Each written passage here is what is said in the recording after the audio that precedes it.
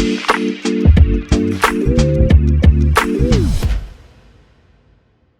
right, we're back here on the Chase Thomas podcast. Andy Liu, the old Twitter menace, Warriors Twitter, NBA Twitter menace, is here, all grown up. Can I say we're all grown up? Are you in your 30s yet, Andy? I feel old, man. 31, dude. I'm same. 31 we're the same this age. year. Yeah. There you go. Yeah. I mean, when did our first pod? Like 24, 25? Like shit. Now, what? You know, you're married. You know what I mean? Like I'm getting there, and it's just like, it's crazy. 10 years later, it's going to be the same thing, right? Except for maybe a couple kids.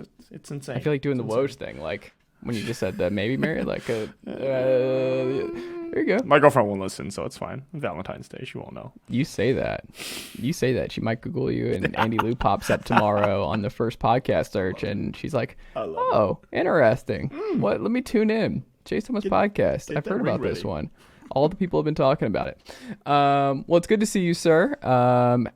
This is going to be an interesting pod because, like you said, we've been doing these. We're nearing a decade that you and I have known each other on the internet, and one of the things that's been a part of, or in the entirety of this Blue Wire-ian relationship, is that the Warriors have been contenders and have been very good at basketball outside of a blip due to injuries, and that resulted in James Wiseman, who we'll talk about in a little bit. But this year, we thought they were turning the corner about a month ago. Looked like a 4 seed, looked like they might even get home court advantage with everyone healthy, and it seemed like they were turning the corner a little bit, and they were finally getting some injury luck to go their way, this, that, and the other. Now, though, I don't know what to make of this. Like, are the Warriors going to win the title again this year, Andy? Where are you at? You said turn the corner a month ago. They could have turned the corner about 7 different times this season. Yeah. Never did. The wall kind of just kept going. They never even like took a left, didn't even take a right. They just, kind of just messed around.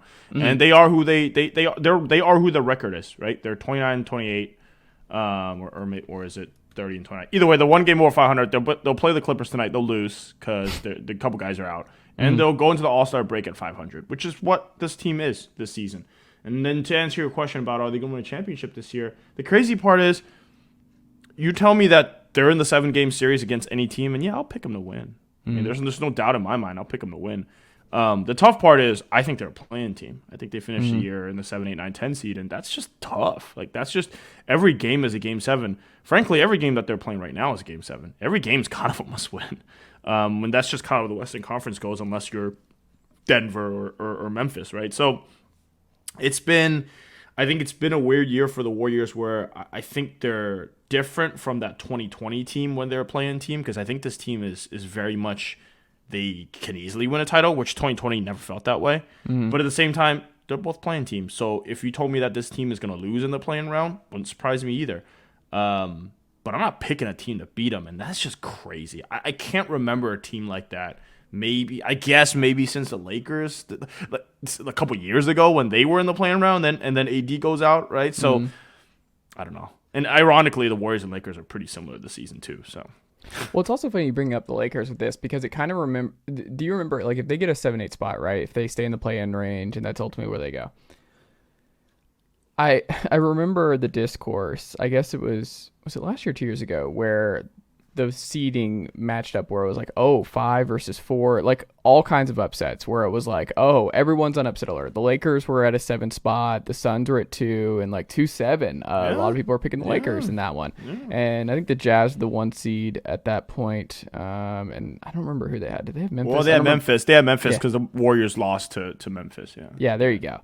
And they were just trying to prop up this idea that there would just be this mass upset situation across the Western Conference. And, of course, no one outside of the 4-5 ended up winning the series when they were the lower seed. And the Lakers were like, nobody wants to play the Lakers in round 1. Even at a 7 seed, they're just as dangerous. The Warriors, the year that they're a playing team, like the bubble, they did not go to the NBA Finals that year. That there is something about it where I'm like, if they're a playing team, they're not winning the title. They're not even making the NBA Finals just because it hasn't happened yet, and you want to go back to 99 Knicks with Sprewell and company when they were an 8 seed and made the NBA Finals. Like, sure, but I'm not there. I think if they are not in that 5 range at worst, I don't think they're making it through this year. which is completely reasonable. But let me ask you this. What if they're the 6th seed and they play the Sacramento Kings in round 1? Yeah. Who are you picking? What if they're the 7th Warriors in that? Yeah. Right. Even if they're the 7th seed, they play the Grizzlies in round 1. Like, it's kind of... I'm with you, and I don't believe in this team right now either. Like, I'm sure you've seen the tweets that I do during the games. Like, I hate this. I hate watching this team. They're a miserable watch. They shoot too many threes. They don't defend. They're generally miserable. Their vibes are pretty bad all season long. Pretty much ever since Draymond knocked the guy out on the team.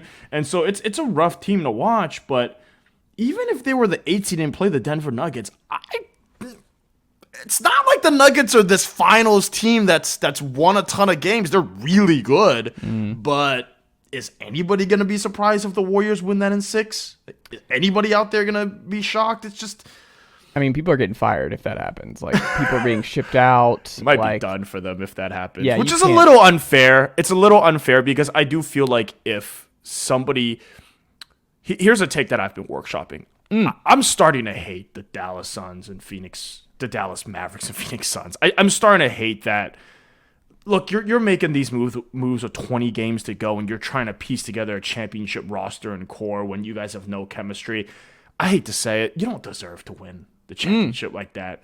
And so give me the Denver Nuggets winning the title if it isn't the Warriors, right? Like, they've went through growing up together. They went through injuries together. They are now, it feels like, at the perfect spot to win this title. And I would like to see them win. I would like to see Jokic kind of get over the hump as he might be a 3-time MVP. And the 3-time MVP can't even get to the finals. It's kind of sad. So it'd be nice to see him get there if it isn't Steph and the gang. So, I mean, that's my take. Kyrie and Luka now, like, cool. And then you've got KD pairing up with these guys. It's just like, come on, man. It's just not... I don't know. There's something about the sanctity of basketball being played that way, where it's like that's kind of how the Warriors did it, right? And so, anyway, that's how I feel. I think people who are picking the Suns are out of their mind. Like, the depth issues, and like, it's not happening this year. I think you could talk me into next year, like a full season with KD in this group, and like, they've just been killed with the injury bug. And if you're trusting Chris Paul to make it through an entire Western Conference playoff run fully healthy, like. I do it all the time. It's my favorite thing to believe. It's not happening. Like, there's no chance. I shouldn't say there's no chance. I'm just not betting. There's no chance. There you go. There's no chance. I still think 1 year in the next 3, Luka's doing the LeBron Cleveland thing. Like, I don't know when it is. I thought it was going to be this year before the Kyrie trade, ironically enough, where I was like, I think people need to understand, like, he made it to the Western Conference Finals with a bad team. Like, Jalen Brunson losing him for nothing really hurt, but he was right there a year ago. And you saw what he was doing in that series against Golden State and some of the stuff he was doing early on. It's just, he's going to have that year where he makes it through in spite of the talent around him. And I don't know when it is, but it's going to happen at some point because I think he's so ball dominant. He's so good. He's just the perfect playoff player where he is just, you put him on the block against anybody. Like, nobody, like, you take the Grizzlies, for instance. If you get 2-7, Mavs, Grizzlies. Oh. No chance the Grizzlies beat the Mavs in a 7-game series. No chance.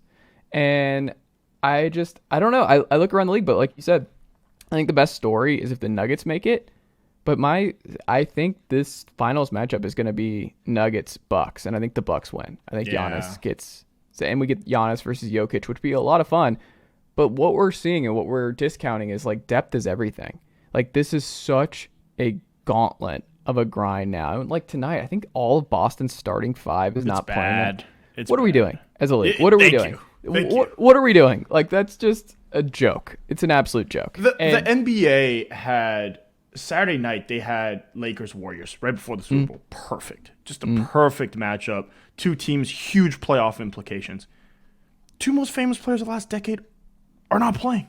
Yeah, they're not playing, and it's just it's kind of fluky. I mean, both guys are hurt, but both those two guys are always hurt now. Both Steph and LeBron are always hurt now, and that's not just them two. What you just said, Boston, those guys are all done. Too many games. I don't know what it is. Guys just aren't playing. Hey, can I disagree on the Luka take real quick? And I know I kind of cut you off there, but I don't know if I'm there on Luka. I don't know if I'm there on him doing the whole look. Here's the thing about LeBron. He was and as a Warriors fan, I'm not I'm the first guy to give LeBron shit, but that guy was an all-world defensive player in his prime. And he essentially became the small ball 5. They won a couple championships. That block on Thiago Splitter, still all time. Still all time. The dude was such a menace on both sides of the court. And that's not Luka. No. I just think it's hard to win a championship playing that style unless you're LeBron, and LeBron's a top 3 player of all time. So it's just, and I don't know if Luka can get there just because he's so bad. That Warriors series, he was so bad on defense. Yeah. He was, and part of it's like people are going to say, whoa, he has to carry so much on offense. It's like, well, okay, that's kind of what you have to do. You have to play defense. And Steph got torched on defense early in his career. Now, he had guys around him that were great on defense, which helped him out. But in 2016, you saw, the reason why they lost was they just went pick and roll. They just went at Steph, and Steph wore down. And I don't see that changing from Luka anytime soon. And I don't see the LeBron comparison. I think that does a disservice to LeBron. Even though I'm not saying it's apples to apples. What I am saying is that I think he gets that year where, because like if you're going to be a top 3 player over and over and over again in this league, just because one guy matters so much in certain instances, like Jason Tatum made the leap, and then the Celtics made the NBA Finals. There is certain leaps, and speaking of Tatum's the only one above Luka Doncic in wins RPMs on ESPN. It's 1 Tatum, 2 Doncic, 3 Jokic. LeBron, ironically enough, is 5. And then offensive real plus minus, he's number 2 behind only Lillard. And Steph is at 3. Like, offensively, I just think because this is such a supercharged offensive league, like I just watched the Hornets drop 144 on the Hawks last night it's just so in regulation. It was one of the more, you talk about not enjoying a Warrior season, Andy. Let me tell you about my viewing of the Atlanta Hawks for the entirety of this season. Let me tell you about how much fun that's been. The worst offense in the NBA. Like, LaMelo just, we'll get into LaMelo too in a second, but like what he did to Trey last night was cruel. Like LaMelo he's such a fun player, and he was having a lot of fun at the Atlanta Hawks defensive expense. But that is neither here nor there. I just look at it as Luka is still someone to me who's, if they just get this offense right just a little bit and surround him with just enough defense, he was close last year, and they lost in the Western Conference Final to the best team in basketball last year. Like, that happens.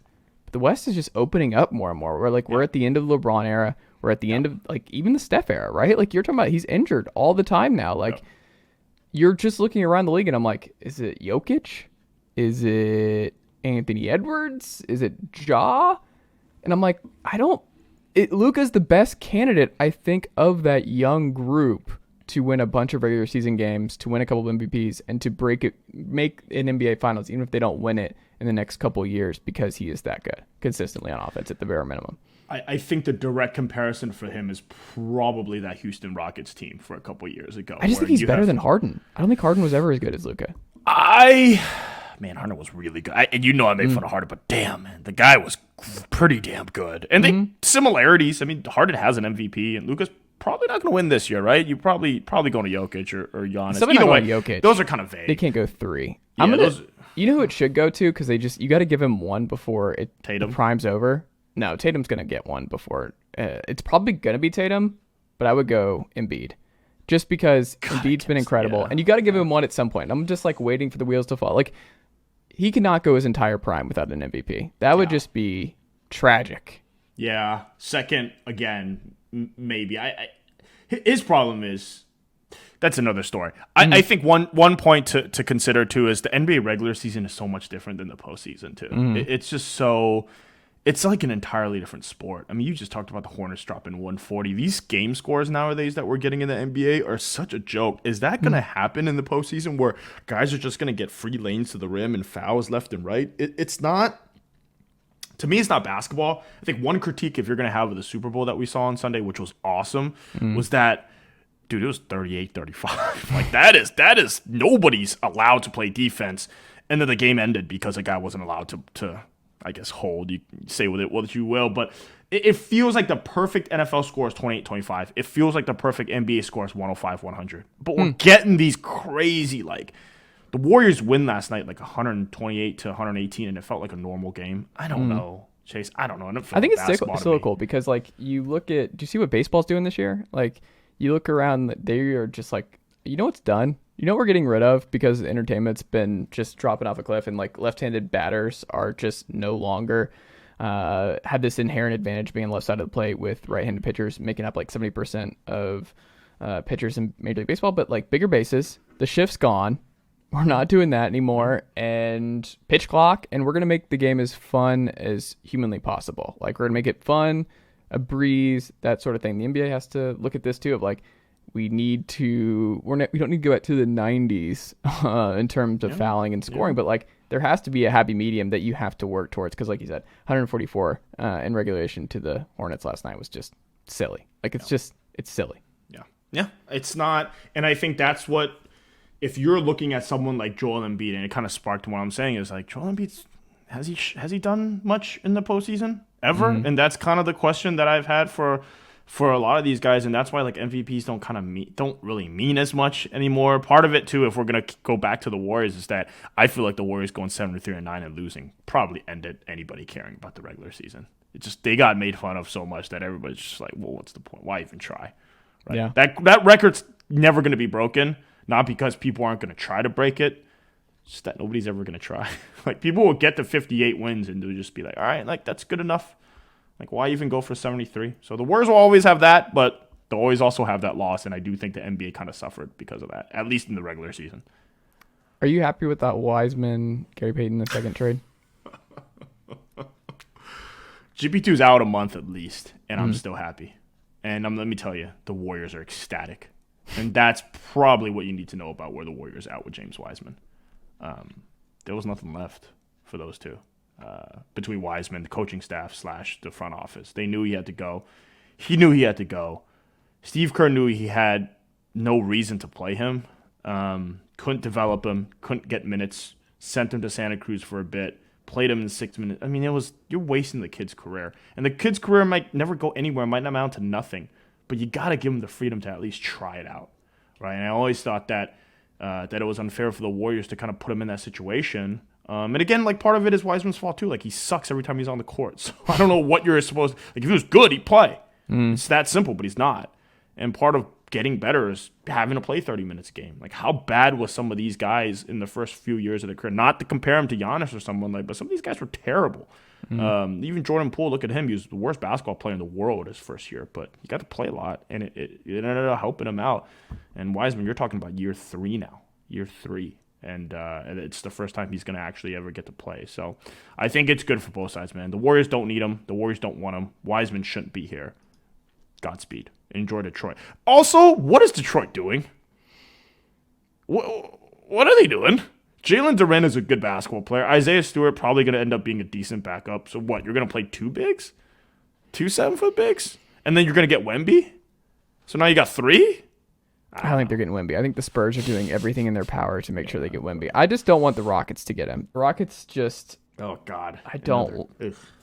It's just bad. I just think it's going to be really hard for them to break back through. Like, the Spurs just feels right? Like, yeah, just... The Spurs getting Victor feels appropriate. Like, it feels fair and justified. Like, I didn't think I would feel this way. I was talking to Noah last week of Project Spurs, and Air Alamo, excuse me. And something I talked about was like, when I'm going through standings, because like I'll test, I'm not watching the Spurs night in, night out. No. But when you see the Spurs at the bottom of the West, it bums you out. Like, I never thought it would bum me out just to see that, or I'm like, oh, this is just not right. Like, I don't like this. I don't like this feeling of the Spurs just being an abject, horrific basketball team. And, well, they're probably the best place for Wemby to go if we're talking about just him as a person, because you send him to Houston. I mean, look, great players are going to transcend kind of the situation that they're going to be in, but you'd like to see him flourish. I mean, I think we all would. Adam Silver definitely would, so it'd be nice to, rig that for them. But, I mean, speaking of the old Spurs, that's who the Warriors are at now, by the way. Just the old school Spurs. Just when Timmy was falling apart and Manu was out. And that's where the Warriors are at. They're just just holding on for dear life, with their stars sitting out every other night and all that stuff and just trying to make it to the postseason. That's where the Warriors are at. And, sometimes the Warriors win games because they're old and like they beat the Grizzlies every time just because they're veterans. Like that's what the Spurs used to do to, the Warriors.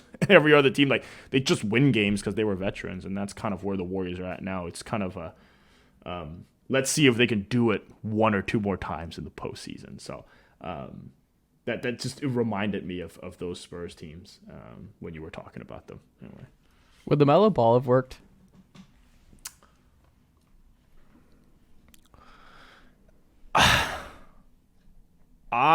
Yes, because LaMelo Ball is just good. He's just good. Is he going to? The question, the second layer of the question is he good enough for the Warriors? Like, would he play? Is he kind of like Jordan Poole in the way that not play style, but in the way that they're just kind of free balling half the time? Like, there's just kind of vibes, just good vibes and no defense, and just kind of like, hey, let me rock. And you kind of see Jordan Poole struggles, but yeah, he would have fit. And then what happened with Jordan Poole? They probably just trade him somewhere else, right? Yeah, there's no Jordan Poole if you go Ball there. There's no Jordan Poole. Yeah. He would have been on the team. I don't know. He doesn't it's blossom weird like this, though. Yeah. It would have been weird. It would have been weird. But you trade one of those guys. It's fine. Like, who cares? Just trade him. The guy that the Warriors really missed on isn't LaMelo Ball because they would never even – they didn't want him for whatever reason. The guy they missed on was Halliburton. I just don't – Halliburton – I see people in, like, the redraft stuff, but Halliburton – going 2 or 3 would have been such a reach, even at the time where you're like, yeah, he's great. And he might be a modern Steve Nash, and he's an all-star. He's a great player. Love Halliburton. But, like, come on now. Like, what? Come on. There was no conversation of him being anywhere near the top 3. Like, yeah, you would have loved to in hindsight, but Halliburton is not real. Wiseman or Ball was real. Like, they could have just gone BPA, and, like, I don't know about LeVar, and I don't know about what this means to our core and our culture and all this, and if he will get along with Steph and that they can share the ball, that kind of stuff, but we'll just take BPA and see what happens. Like, that was realistic. I don't think Halliburton. I think they thought BPA was Wiseman. I don't even think, I think that's, now they would have taken Edwards if they had the first pick, so, imagine that, right? Here's the thing, though. One, they loved Halliburton. Loved him. Steve Kerr loved him. Number 2, they had trade down options. That's what I was going to say. Like, trade down is what you could have done. Yes. So, like, realistically, they had to trade down a 4 and they had to trade down a 7. I think 7 or 8, wherever the Knicks were at. They had the trade down option there. So they had options to move back. That is okay. I'm okay with that explanation of, like, if you do a redo, then it's like, yeah, we should have traded down and just taken Halliburton. But, like, staying there and taking Halliburton at 2 would have been, all right. Woo!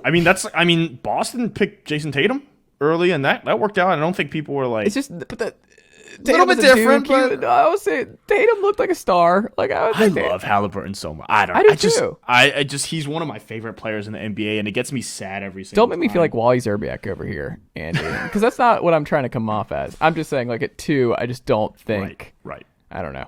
They would have been better off with Devin Vassell too. He ended up going 11, 12 or whatever. And I know you're not picking any of these guys at 2, but you should have just traded down. Like, that's the thing. It's like, if you weren't going to go Ball, you should have traded down, because even at the time I was like, Wiseman only played in a couple of games at Memphis and ruled ineligible, and it never felt right. Like, I thought he was a project and a long-term project, and it's like it's just the timeline's not going to work here. Like, you're really doing a heat check on the timeline, and There's still heat checking. That's not. It's not the only heat check. And here's a couple more points to that. Is the Warriors made guys like James Wiseman obsolete. Draymond Green and Steph. Draymond guarding 5s that can't really score. Steph playing against 5s that play and drop. Obsolete.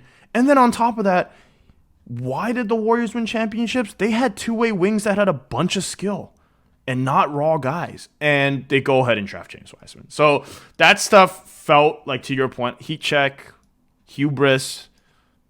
It kind of deserved it. You guys kind of deserved it. And so now here we are, right? And the thing is, they still got Kuminga, they still got Moody, they still got these guys. Like, they've still got young guys. But it feels like that era of, like, here's the second timeline, here's why we're the Silicon Valley geniuses. Yeah, okay, that's not good luck, right? Like, that's not. They admitted failure, which good for them. Klay, what's real and what's not with this play this year? Still people talking about him on Twitter, and you're just like, you you haven't watched Klay Thompson this year? Like, what's actually real? So, came in out of shape and wasn't good for the first few months. Very real. The shot making, still very real. You put him in a big game, he's going to hit the big shot every single time.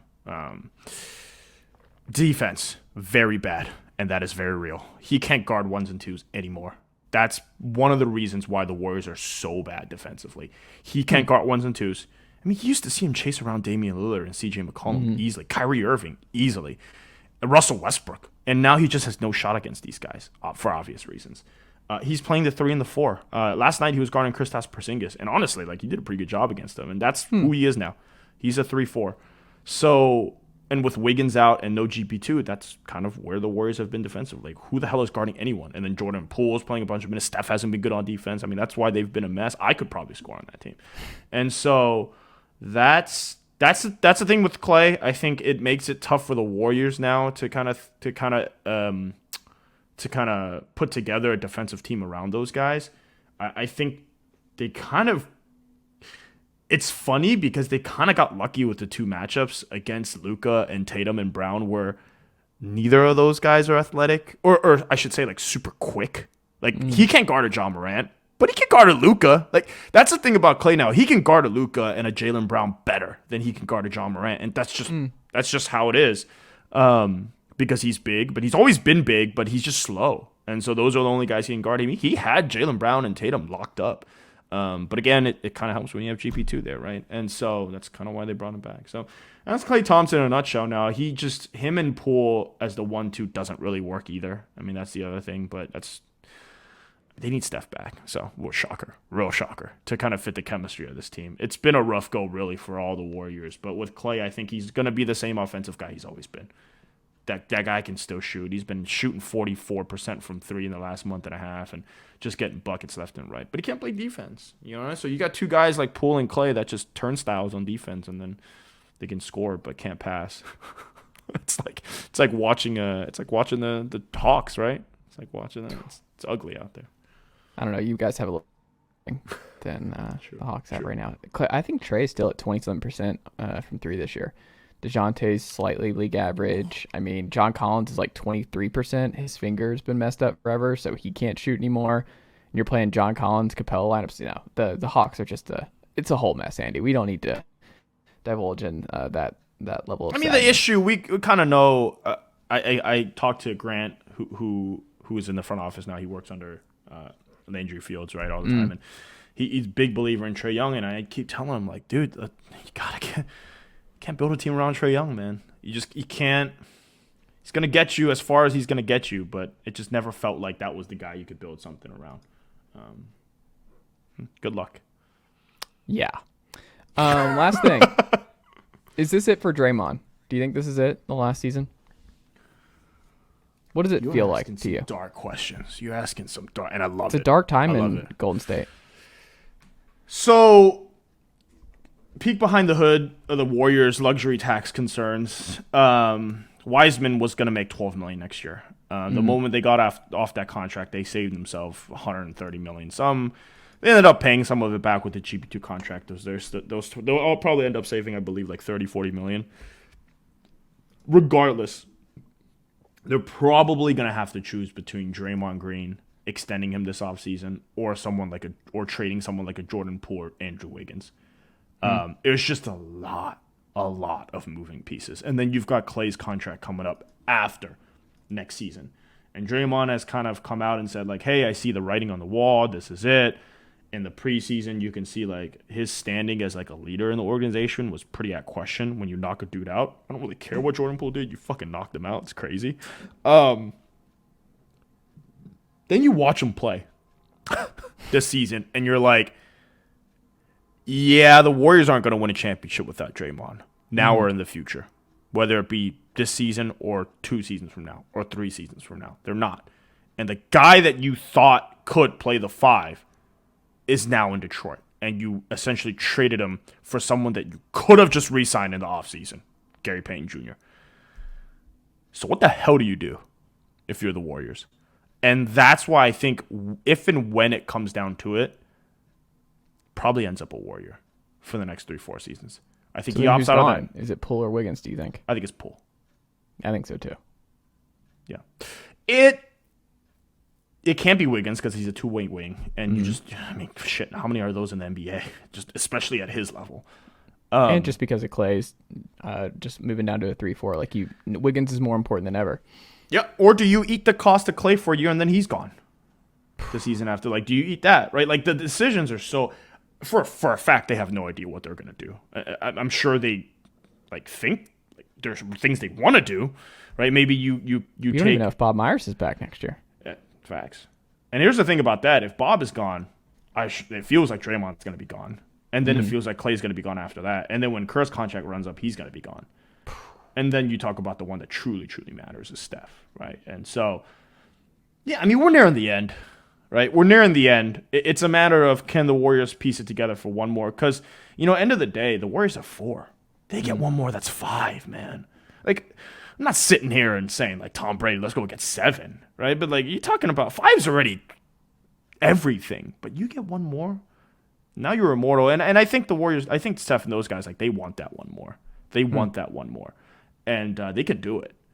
And then from there, you begin to talk about. Well, now Steph has 5 versus LeBron has 4, and does he even have 4? We're talking like 3.5 with what happened. So it's like you're talking about legacy stuff, and I think that stuff probably means a lot more to Steph than anybody else. I think for Draymond and Klay, it doesn't. Those guys are kind of set in who they are. They're never going to be more than who they are. But with Steph, you're talking about a guy we saw last season go from 3 to 4. He really went from like a top 25 player to a fringe top 10 player. You're talking about him winning one more. Now we're talking about like a top 5 player of all time. So I think that stuff means a lot to Steph, obviously. But with Draymond and Klay, they're kind of the same, right? They can win 4, 5, 6. They're kind of who they are. But it does feel like this is the last season, unless they win the championship. So it's kind of where the Warriors are at. It's interesting though. At the bare minimum, it is interesting to see what happens here. Because I think there's a lot of moving parts. And like you said, a lot of guys could be in, a lot of guys could be out. There might be some fireworks in Golden State this summer. Well, the Warriors had just tried, and I know kind of about to end this, but like let me throw something else at you. If you're talking about a guy with high trade value, it's obviously Jordan Poole. And who did they try to get at the trade deadline? OG Anunoby. Like, I don't think that guy's that great. And Jordan Poole has his value to this team, right? They're not winning all these games without Steph, without Jordan Poole, because he could do a facsimile of Steph. But if you're talking about giving another guy, it's kind of like just an Andrew Wiggins, who a lot of potential, hasn't really tapped into all of it, but athletic, really good defender, can't really dribble, but can shoot a little bit. Like that's another guy that the Warriors, if they could get his hands on him, there's a reason why they wanted him. And so I don't know if Masai wants a point guard like Jordan Poole. It doesn't feel like his type, but something to think about, I think, in the offseason. Maybe the Warriors don't tear it down, but they reload. Maybe they say to themselves, like, hey, we made it to the Western Conference Finals, but we were missing that one piece. Like, let's go get that guy. Let's use Poole's contract to do that. Because he kicks in for 4 years, right? And what if they can get someone like Anunoby who's just 2 years left on his contract, right? So I think the Warriors are going to do some crazy stuff this offseason. But it all depends on what's going to happen the next 4 months. And what Steph says, right? Like, I'm sure Steph has some weight here, where he's like, you just took the point that I forgot to make. He loves Draymond. Yeah. Why wouldn't he? He loves Draymond. Well, it's like you said. He knows that, if you know that the Warriors need Draymond to win another title, Steph definitely knows he can't win another title without Draymond. But you know, one of the big reasons Wiseman was gone, and the guys don't dislike him. Yeah. But Steph's like, what are we doing here? We can't. We're burning time. Like, all the lineups are bad. Like, that was the other thing. Like, you look at every 5-man lineup, anything that was bad, like atrocious Warriors lineup, Wiseman had like 12 minutes there at the 5. And you're like, it's just none of them were good. Like, he had no lineups that were good with James Wiseman. None. His whole time there. It's you've got to be pretty fucking bad to drag down Steph Curry, who is one of the all-time plus-minus guys in NBA history. So, like, you also never want to be in that space where, like, on Twitter, where he's just like, "Oh, he dunked." You know what I mean? Where, like, you never want to be that kind of guy where it's just. Let me tell you something. I was the guy that said oh my God, he just got a rebound. Yeah. Oh, he just verticality. Look at that stop. I'll tell you that was him. Because it's a dark place to be in. Yeah, it's been a dark place. Look, it's really not. The Warriors won a championship less than a year ago, so like it's not all bad. I just think it always feels like that there isn't enough said about, hey, what are we doing for Steph's career here? Because every other week you hear, you gotta capitalize on LeBron's career. You gotta capitalize on LeBron's career. Meanwhile, he's just sitting games out. I don't know what is breaks a record, sits like 3 games. But you never feel like you hear that for Steph, for whatever reason. And it felt like Steph finally said enough. Like let's go get this guy back. And just unfortunately now GP2's out in a month or so, right? Do you think we see him this year? I feel like we don't see him at all. I think he's back. I think he's back in about 6 weeks. I think the Warriors have a runway about 10 to 15 games from when Steph and GP2 both come back, and I think that's when they're going to say, like, hey, we're going to go 13-2, or we're going to go 12-3, and we're going to go into the playoffs as whatever seed, and who the fuck wants to play us? It feels like that's what's going to happen. They're going to win 45 games. It's going to be ugly as hell, and they're going to go in and say, all right, well, we're the 7th seed, and we're playing the Memphis Grizzlies. Do you really think you're going to beat us? You really, really think you're going to beat us? Even if you play the Mavericks to like fully healthy, do you think you're going to beat us? And I kind of can't bet against them if that's the case. Now, like if they're playing the Bucks round 1, like that's tough. Like that's tough, but they're not, right? The Bucks have to get through the Celtics, who I actually think the Celtics are going to win the championship. I just think another team I feel like deserves it. They were so close last season, and I think Jason Tatum, maybe he just gets in his LeBron or Steph where he's just like, hey, I failed on the biggest stage. Here's what I need to do to get better. Dribble with my left hand. And maybe he picked that up, and maybe he gets better, and maybe he figures it out. I like those stories. I like those stories where guys kind of fail, and they say, all right, like we're going to get better, and we're going to go to the mountaintop. And I think it'd be cool if Boston wins one, even though I don't really like Boston. But, I mean, those guys cool. It's never happened. Back-to-back first-year coaches making the finals. It's asking a lot for Joe Mazzulla to navigate his first playoff experience and win a title with this group under the circumstances that he took over this team. Yeah. Also, Malcolm Brogdon. I'm still just like, he's been incredible all year long. Yeah. Is he going to be there game 103? Yeah. Game 110? Yeah. Robert Williams, is he going to be there game 112? Might not be there tomorrow. Like that's just Marcus Smart. Every other is game. He going to be there? Like right. I'm not betting on their health. Nope. Feels like welcome to the NBA type of thing. But yeah, I'm with you. Yeah.